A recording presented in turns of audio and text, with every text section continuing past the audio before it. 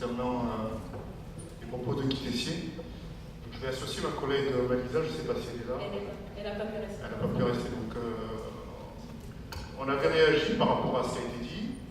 Et c'est vrai qu'on avait réagi à chaud. Et étant non-visant politique, quelque part, on s'est peut-être, entre guillemets, un petit peu tapé sur les doigts du fait qu'on réagisse à chaud. Mais on n'a pas regretté notre réaction, puisqu'étant donné qu'on fait partie de la majorité, mais je ne vais pas ressentir à accepter de tels propos. Si on n'avait pas réagi, nous, les deux seuls élus d'origine africaine qui siègent au conseil municipal, j'englobe origine africaine noire, hein.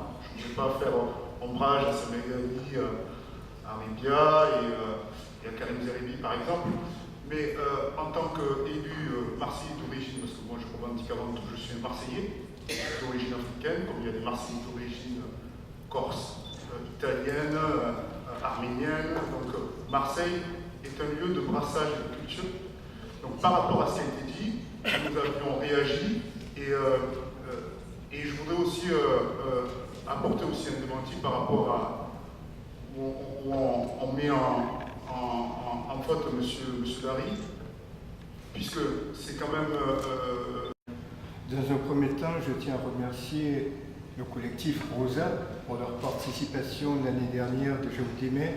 Donc ça a été une forme d'engouement de la part du collectif de venir et de dire effectivement l'action que mène le collectif PACA pour la mémoire de l'esclavage aussi nous importe, nous intéresse. Il me semble que ce qui est extrêmement important, c'est que quand on parle de l'histoire et de la mémoire, c'est une mémoire qui doit être partagée, qui doit être réconciliée. Quand on parle de l'histoire de la traite négrière, quand on parle de l'histoire de l'esclavage, quand on parle de l'histoire de la colonisation, cela ne concerne pas que la communauté noire, que la communauté maghrébine, que la communauté arabe. S'il n'y avait pas eu effectivement la déportation de ces milliers de personnes, de ces millions plutôt, puisque nous estimons les personnes qui ont été déportées à 11 millions. 11 millions qui ont été déportés où? Aux Amériques. Donc il me semble que ce qui est extrêmement important, c'est que lorsque nous organisons une manifestation, notamment le 10 mai, qu'il ne doit pas y avoir que la communauté noire. C'est aussi l'histoire non seulement de la France, des Européens, mais pour l'ensemble.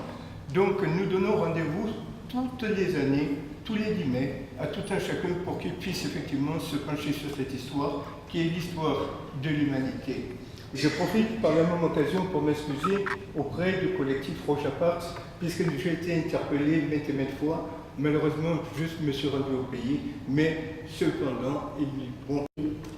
Aux dernières élections municipales, excusez-moi de vous embêter avec cette histoire-là, mais c'est aussi une vraie forme de discrimination que de penser qu'un profil comme le mien ne pouvait pas combattre contre le Front National que l'on pensait être tellement fort qu'il pouvait, que ma candidature allait venir faire augmenter les votes Front National et qu'on a préféré mettre une personne un petit peu plus lisse, beaucoup moins impliquée dans la vie des concitoyens que j'ai pu l'être moi sur ce secteur-là. Mais c'était pas grave, il fallait travailler stratégiquement et lutter contre la leupénisation des esprits. Mais je crois que quand on veut lutter contre la leupénisation des esprits, il faut commencer par lutter contre son propre esprit et ses propres,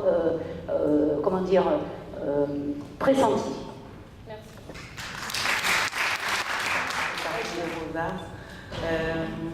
De les saluer parce qu'ils sont très brillantes.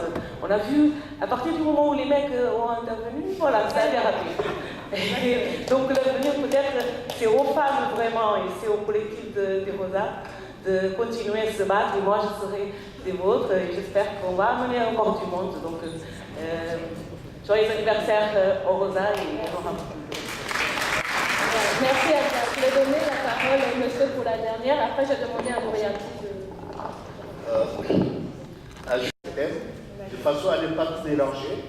Et comme ça, on saura qui peut faire quoi et comment faire. Merci. Merci. Alors, je serai Nouriati, qui est élue communautaire ELV. Et Rosa, votre présence. Donc, je voudrais aussi remercier ce matin le collège de Rosa Parks qui nous a accueillis, puisque nous avons fait une intervention au niveau du collège. Il y a eu une exposition qui a été mise en place et qui a été visitée par les collégiens et nous-mêmes. Je remercie aussi les intervenants qui ont participé ce matin, notamment Salima Thibou, qui nous a appris beaucoup sur son parcours, d'autres aussi que je n'ai pas retenu le nom. Je remercie le conseil régional de nous avoir mis à disposition cet hémicycle qui nous a permis un petit peu de voir comment ça se passe au niveau des décisions qui peuvent se prendre au niveau de la région. Donc tout à l'heure, il y a des élus qui vous ont cité leur place. Et vous avez pu voir qu'il y a eu toutes générations confondues qui ont, comment dire ça, exprimé certains parcours qu'ils avaient, notamment l'avocate avec des enfants qui a exprimé les discriminations qu'elle avait pu subir et d'autres. Donc j'espère que cette soirée vous aura apporté et que vous allez, pour ceux qui ne sont pas dans le collectif des Rosins, nous rejoindre, parce qu'on a besoin de toutes les femmes. Des hommes aussi, on en a besoin, mais voilà, nous sommes un collectif de femmes. Et je remercie aussi les jeunes qui ont lu les poèmes de tout à l'heure. Et je vais vous souhaiter une très bonne soirée en espérant qu'on vous a apporté et que vous avez pu apprendre des choses, notamment à travers la projection qui a été faite en début de soirée. Voilà. Joyeux anniversaire les Rosins.